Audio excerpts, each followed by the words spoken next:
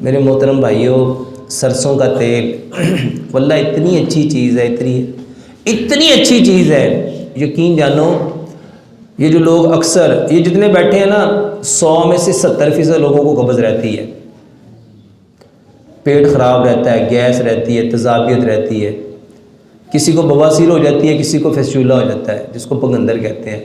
میرے محترم بھائیوں، صرف سرسوں کا تیل استعمال کر دو، یہ جتنے لوگوں کو بلڈ پریشر ہے واللہ صرف سرسوں کا تیل استعمال کرو۔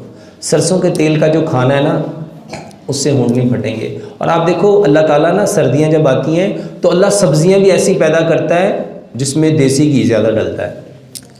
سردیاں آتی ہیں تو ایک چیز عام سی ہمارے گھروں میں آ جاتی ہے، کیا ہے؟ ساگ، گاجر، میتھی۔ جب اس میں دیسی گھی ڈلتا ہے نا تو کھانے کا ذائقہ، اور یہ عموماً سردیوں میں کھانے کو دل چاہتا ہے۔ اچھا دیسی گھی لوگ گرمیوں میں استعمال زیادہ کرتے ہیں کہ سردیوں میں؟ دیکھو اللہ تعالیٰ نے نا جسم کو چیزیں ہی وہ بتائی ہیں جو جس وقت کی ضرورت ہوتی ہے، یہ اللہ کا ہم پہ بہت بڑا احسان ہے۔